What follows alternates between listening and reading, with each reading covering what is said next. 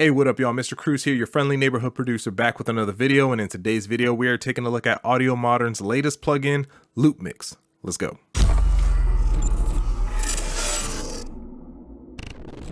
So before we get into the video, full disclosure, Audiomodern did send me this plugin to be able to take a look at ahead of time, ahead of their release. Now, by the time this video comes out, Loopmix should have already dropped, but at the moment of recording this, it has not been released yet. I think it's going to be released in like a couple of days. That being said, my opinion and my thought and my take on Loopmix is still going to be 100% my own. I'm going to do this completely without any bias. I've taken a couple of days to mess around with it, so I found a really cool application that I think is going to work for a lot of you trap and hip hop producers, but I also want to show you what I think Audiomodern is intending its use to be, right? So essentially, Audiomodern usually includes this big randomize button in the center for all of their plugins. And what this does is clicking this will change all of the settings that you have for, you know, whatever it is that you're working with. In this case, you have some of these different modules up here that can be randomized. So sequencer, by selecting this one, I'm gonna do this manually first. By selecting sequencer, you get to pick which part of the loop you want to be playing.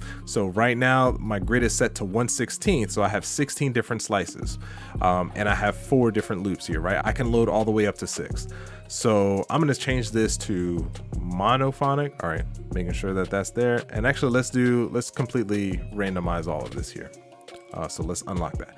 All right, so I'm gonna just select a whole bunch of different stuff here, blah, blah, blah, blah, blah, blah, blah. Make sure that I have something in each column selected so that everything is playing. All right, so now let's play and see what it sounds like.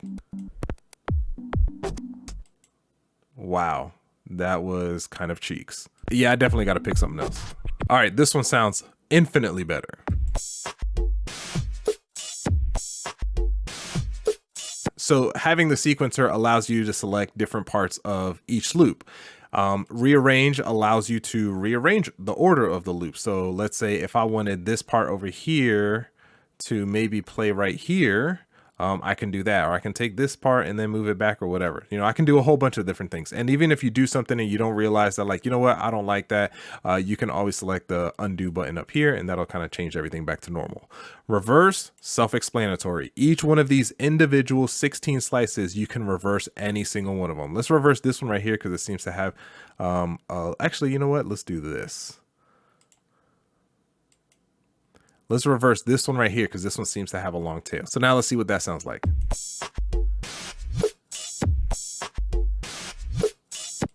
I could work with that. Density, what density means is density will change how many times that loop plays within its own slice. Again, let's use this one as an example. Because this one has a long tail here, if I increase the density to 2, that means that this single slice will play 2 times. Now you can kind of see how the waveform has changed. So I can bump that up to 3, I can bump it up to 4. Now let's see what it sounds like with 4.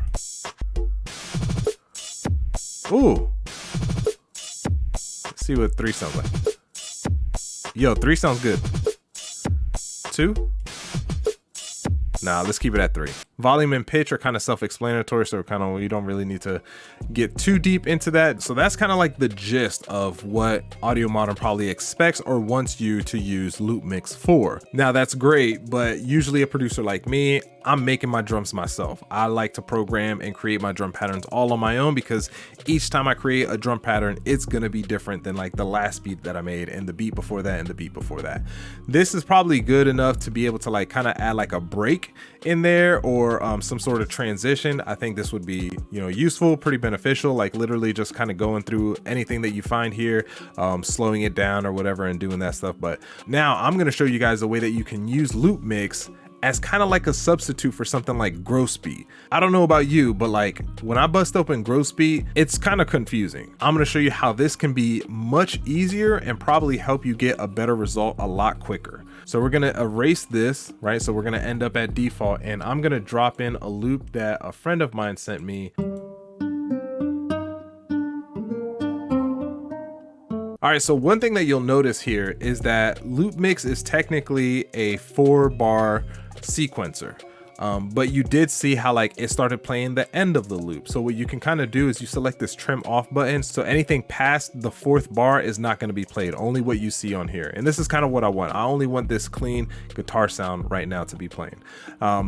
Other thing that I'm gonna do is, I know that the key of this is D sharp minor, and if I'm not mistaken, this loop is in G minor. I turned it down 4 semitones, so now it's in the same key as the beat that I have in the background. Let's turn it up a little bit more. So with this being the case, what I'm gonna make sure that I do is I wanna make sure that sequencer, rearrange, reverse, density, sure, all those are enabled. So that little power button that's on the top right above the label, that means that that is turned on, and that whenever I hit this randomize button, all of those are going to be randomized according to, you know, whatever variable or fixed parameter is in there. All right, so in density, this is the only one that I'm probably going to do this with, is I want to make sure that I have a variable setting here. So that means minimum and maximum. So with the minimum, that means that it can only increase the density by 2 at the least, and it can increase it as far up to 4. And it's only going to do this to 1 slice. So what we have here is whatever option, whatever number you select here, that means that it will apply this effect to however many number of slices that we have here. In this case, since we have 8, let's bump this up to 16 like we had previously. And actually, you know what else I'm gonna do is I'm gonna drop another one in here, the same loop, right? The same loop that we had previously. I'm gonna pitch this one down a whole octave. So essentially what I have here so far is the same loop on both 2 tracks. I've got the density selected to a minimum of 2, maximum of 4, and that's only going to apply it to 1 slice. Reverse, I kind of don't really care about reverse, like that one, like if it messes up we can kind of fix it. And then I also have rearrange, let's do minimum of 1, maximum of 3, minimum of 0, maximum of 3. And then sequencer, we're gonna turn sequencer off. So let's go ahead and hit play, and I'm gonna click the randomize button, and let's see how it sounds.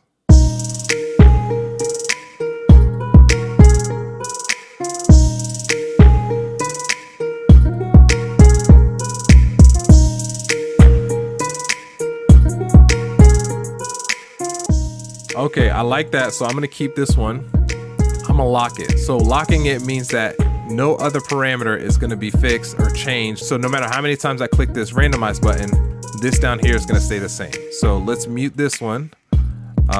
Let's turn this one on and see how we can get this one to sound.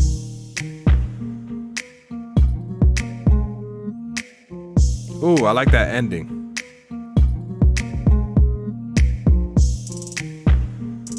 All right, let's go over to sequencer. I'm gonna move this one, or rearrange, I'm gonna move this one to the front.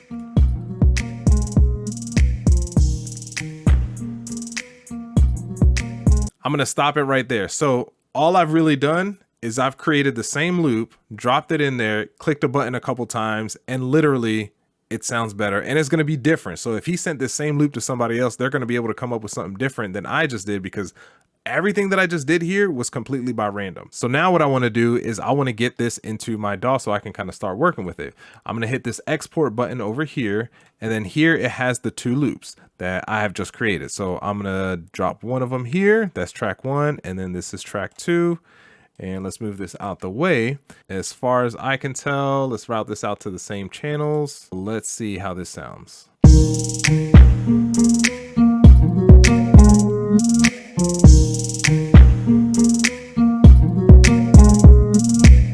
Yo, we got a banger on our hands. We got a banger on our hands, and it literally took such minimal effort.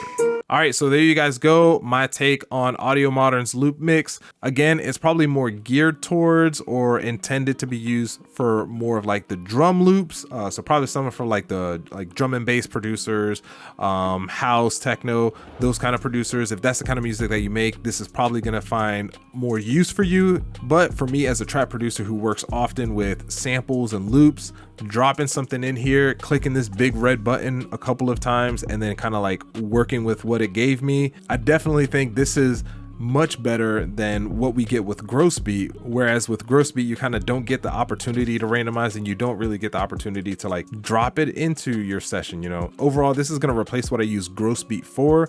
The only caveat is that you would literally have to be dropping your loops into Loopmix in order to like utilize and get the effects, whereas with gross beat you kind of have the convenience of dropping it on your mixer channel. That being said, over the past couple days using this, and the results that I've gotten with this have been exponentially better than the stuff that I've gotten with gross beat. So since it's not a free plugin, I'm not going to say the whole ditch or download thing, but I will say if you're a producer who uses loops or samples and stuff like that very often, I would get it, because the added benefit of being able to randomize your chops, to be able to randomize the rearrangement, to randomize which slices get reversed, that stuff is just like a massive boost to your creativity, and it's probably going to make your loop sound way different than you intended it to. So literally in like the pantheon of like Audiomodern plugins, I would say Loopmix now takes the cake, with Panflow, a free one, being a pretty close second. Well, that's what I got for you guys. Let me know what you guys think in the comments below. Make sure you guys like, comment, and subscribe. If you're interested in taking a look at my review that I did on Panflow recently, click this video right here. Outside of that, it's your boy Mr. Cruz, out.